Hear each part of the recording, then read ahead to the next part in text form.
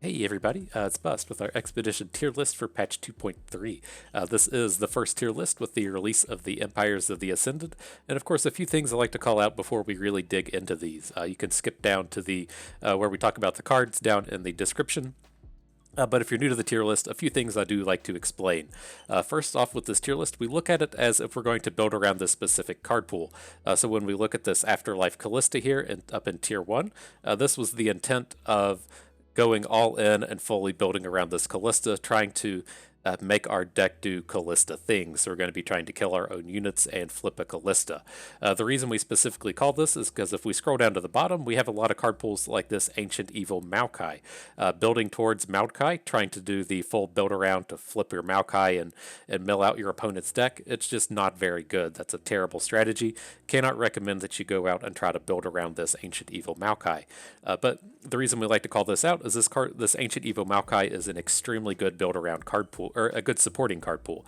Callista loves having the addition of Maokai. The addition of Kindred Slayers loves to have it. The Lucian pools love to have the Maokai.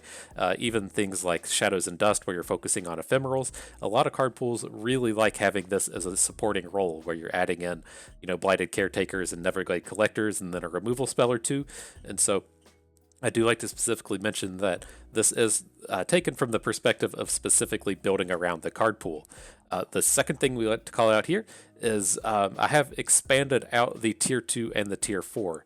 We've gotten up to 82 card pools in the mix. It's quite a bit to just lump everything in the middle at tier 3, and so I hope this helps define the tiers a little bit better as far as what is getting good and what is getting to the bad side of things. Kind of felt like there was too much right on the border of between tier 2 and tier 3, and then tier 3 and tier 4. So I have extended out tier 2 and tier 4 by 5 pools each. Okay, and then the last thing I do like to call out, if you're coming here from YouTube and aren't familiar with the site, all of this is over at my personal site, ftpbus.com. We do have the text version of the tier list that goes a little bit more in depth. You can also Control F on the page and search for a specific card pool if that's what you're looking for. The image version is also available on the same page. That is what we're looking at here. So whether or not you prefer to take this in as a video, a text file, or a image, you have access to all three over at ftpbus.com. And then finally, the last thing I like to call out is that this tier list should be good through patch 2.4. With the way Riot releases their patches, there's a big patch, 2 weeks go by, then a little patch, then 2 weeks, another big patch goes by. And so 2.3 is the big patch here. 2.4 should just have some minor balance changes in it, maybe some changes to the card pools. Typically not enough new material to go and create a new video for. And so this should be, still good through the 2.4 patch. And then again, once the 2.5 patch comes out, we'll make another video to keep you up to date. So with all that in mind, let's go ahead and jump into the tier list. Over here at tier 1, the only changes here, we moved out Mending Touch Tom Kench and pushed in Slayer's Kindred. If you've had a chance to play a bit over the past few weeks with the new Empires of the Ascended cards, Kindred is absolutely nuts. I do strongly believe that he is the strongest champion in the game, and it is not very challenging to build a deck around Kindred. Even with his ability with Slay, he can attack, your opponent blocks, and he takes it down with a quick attack. Then he's going to apply his mark to another unit and go ahead and kill that off. It's just, it takes almost absolutely no effort to just kill off your opponent's smallest unit every turn of the game, while having a 4/4 quick attack in the process. So very, very powerful. Otherwise, all of these other card pools up here in tier 1, they either kind of stayed the same or improved. I do believe the Afterlife and Retribution Callistas got stronger with the addition of the 2 mana 3/1 that makes a sacrifice token, and so there's a lot more build around and play around potential with the addition of that, and then the synergies between Afterlife Callista, Retribution Callista, Slayer's Kindred, and then the 2 Maokai card pools. There's just a lot of overlap that both card pools are pretty happy to pick up. So still good things from Callista. The Zeds are pretty happy to pick up some of the Shurima cards. Of course, all of the Challenger related cards play quite well with Zed. We're always super happy to be playing quick attack Challenger type cards, and he does that well. And then if you manage to find yourself into a Sparring Student style deck, all of the Sand Soldiers and Azir produce some additional combos that we can pull off there. Over here with Lee Sin, still very strong. He picks up the addition of Payday out of Shurima. The big thing we're always looking for with Lee Sin's is to give him Overwhelm, and Payday is a card that counts as 2 spells in the same turn and can in addition give him Overwhelm. Very powerful pickup. And then down here with Nocturne is just still the total raw power of Mist compared with the very good early game aggression of Nightfall decks. Nocturne's still a very powerful champion. Okay, down here in Tier 2, we start to move away from these pulls that, in large part are just powered by the champion, right? Zed is one of the most powerful champions in the game, Kindred most powerful in the game, Lucian, Lee Sin's, these are both extremely, extremely good champions. Once we move down into Tier 2, the champions, move away as being, just extremely powerful, or they're just a little bit too expensive in the case of Aurelian Soul, and we move more so into decks that can be, pretty good build-arounds that take a bit of work to get together, but if you know like what you're trying to draft towards, it can be pretty good. So to that one end of the spectrum, we do have our good control decks here. I still think that they're much worse than the aggro decks outside of Kindred, but this is where we're going to find our Invoke, our Aurelian Soul-based decks, our Leona-based Invokes, and then the slower, more champion-based Invokes in Lux and Tahm Kench. I do still think Lux and Tahm Kench are reasonably good, but it does lead into the point that I think is going to be kind of the defining factor of Shurima, and what we're going to see with the additions of these and the Empires of the Ascended. If we go over to the site and take a peek, we'll just go to the Expedition Helper. There's 2 card pools that have exactly what I'm talking about here. We're going to scroll down to Nasus. We can see the exact same thing in Renekton, but the real strength of this pool and what we're going to see here is Exhaust, giving a unit vulnerable and negative attack, Rockhopper giving vulnerable, Ruthless Predator giving vulnerable.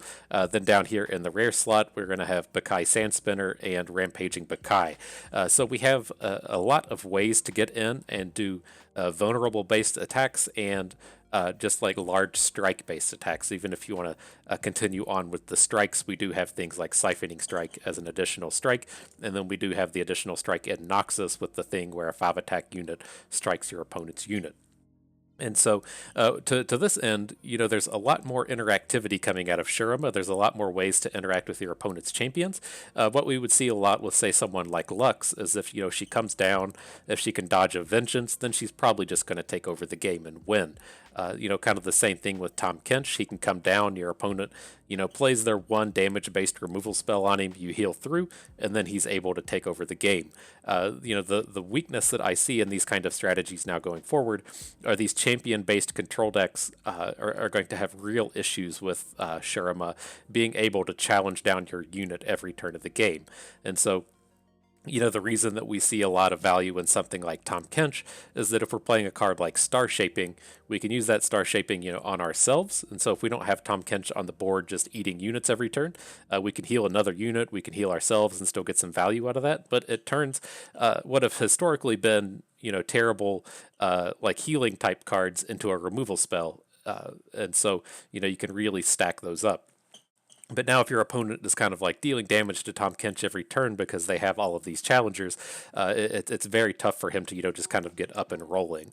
And so, these things like Aurelian Soul and Leona's being able to provide invokes, taking the champion-based build around nature out of the deck's resilience is very powerful. And so over these upcoming weeks where Shurima is, much more popular, I think these, non-champion based strategies will be a little bit stronger, but, you going through your trial, you may only play against these challengers once or twice, and so Lux and Tahm Kench still have quite a bit of value. And so that's on the control side. On the more aggressive side of things, we have kind of really carved out what our good aggressive decks are. Noxus extremely powerful at being aggressive now. LeBlanc is one of the just absolute strongest champions in the early game. She really gives Draven a challenge as to who was stronger in the end. Arguably we don't care. They're both going to do the same thing and take over an early game. But her addition is very strong. We also see the addition of the new Legion Rearguard. I can't remember his name. Bloody something. It's the 3-1 for 1 out of Shurima.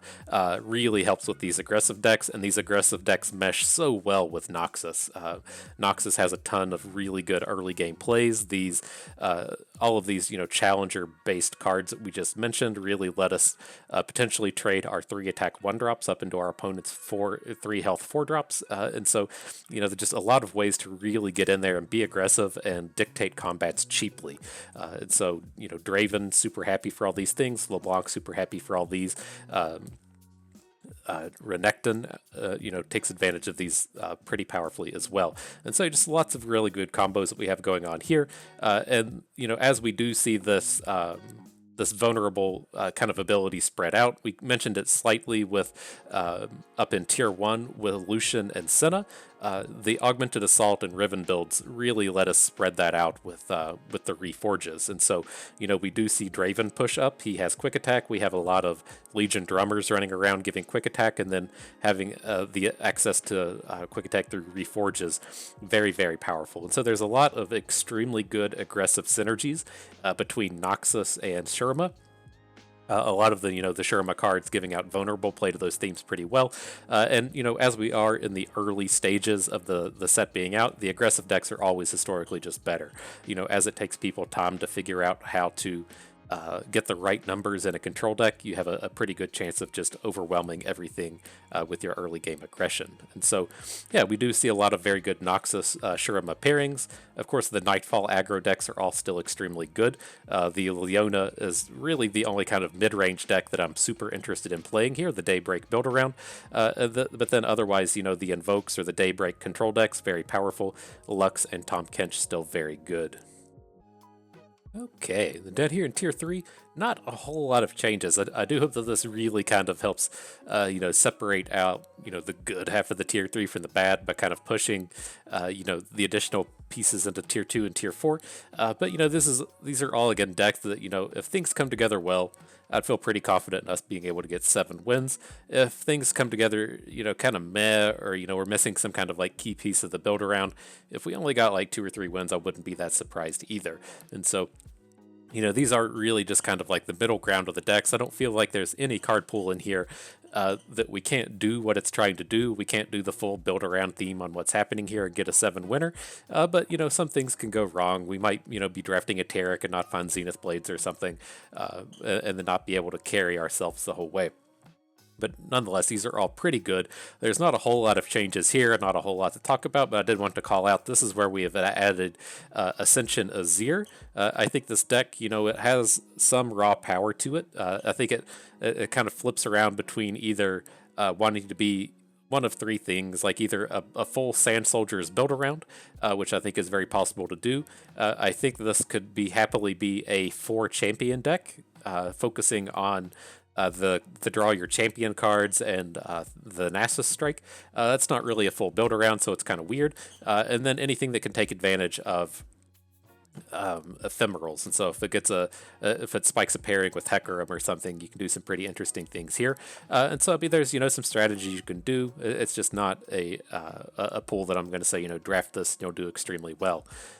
Further down, we do have the new pull of the Challenger Jarvan. Again, this is pretty reasonable. My problem with Jarvan is he's kind of a tough cookie to do a full build around on. He's extremely expensive, up at 6 mana, so you can't really stack a whole bunch of Jarvans in your deck. And then he really needs to be paired with, if you're wanting to do the Challenger thing, he needs to be paired with Shurima. Otherwise, this kind of just turns into an Elites build around. Again, fine. He's much better at doing elites than Garen is, but it's not a really compelling and extremely good card pool. Down here with the Slayer's Nasus, he does have all of the cards that we mentioned over on the page. He has all of the good interactive elements coming out of Shurima. My kind of problem and issue with Nasus is he's never just going to end the game. He doesn't close out a game as well as Darius, and Darius can't push himself out of tier 3. He's just kind of in the same boat. He feels like a champion that's going to linger around in tier 3 forever. You could probably get a pretty reasonable deck together with a good curve and a lot of interactive elements, but it could also pretty easily fall flat if you don't find the right mix of cards. And then last but not least, Reputation Sivir is down here. Again, she strikes me as a unit that is pretty much just like a Darius. Her card pool, though, not as strong. And so, sitting around and trying to do this full build around with Sivir, you might get the right combination of cards, you get her flipped, you get a payday with Overwhelm, and you can kind of win the game. Great, but this is a pool where, again, it's going to be very easy to not hit the proper mix of units and spells and the proper curve, and just end up with a pretty mediocre to poor deck. And so, we've done our first 2 server trials over on the page. We took those to 7 wins pretty easily. It is quite doable, but this kind of reputation built around ultimately not super strong. Down here at Tier 4, the changes we've made here, we did push Grand Moments Heimerdinger down into Tier 4. He just feels ultra weak to me right now. With the addition of Shurima running around, he is extremely easy to come in and kill.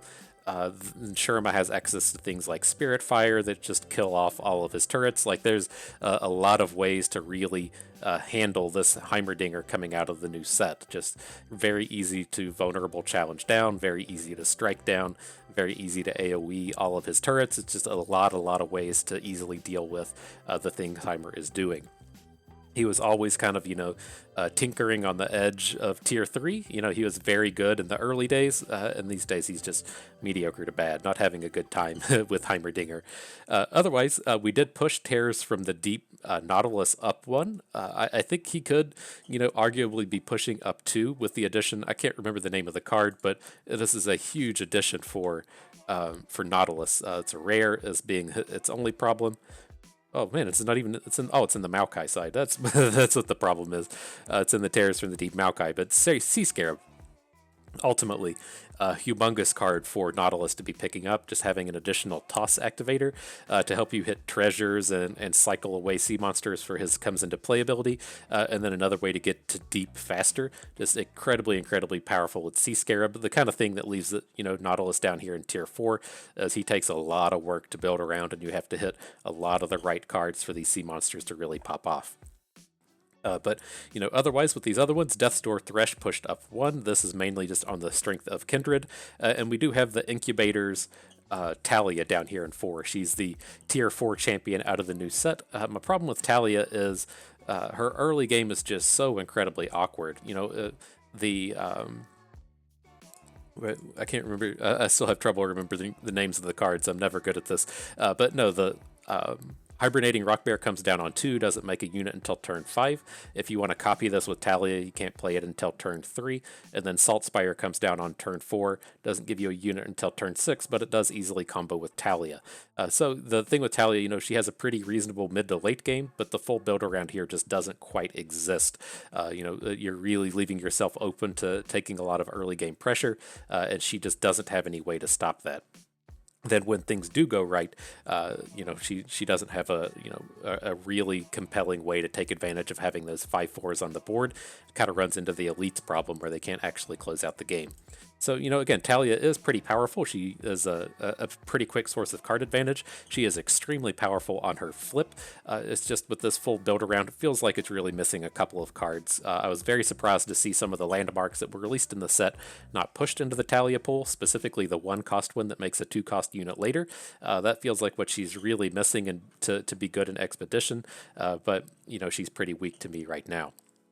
And then last but not least, down here at Tier 5, we pushed Terrors of the Deep Nautilus out of Tier 5, pushed in Incubator's Lysandra.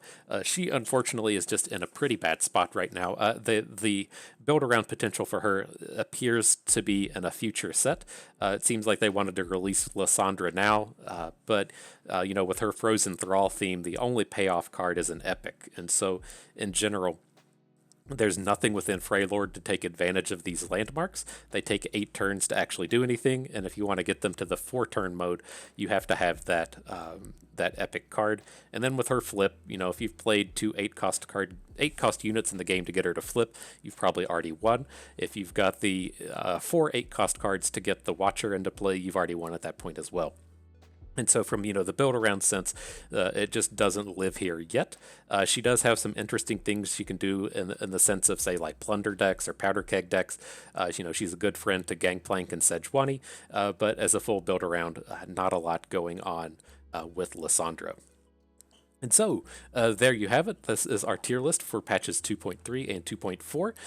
Agree or disagree with anything we have here? Let me know down in the comments. Let me know what you think. This is Bust, and we thank you for being here.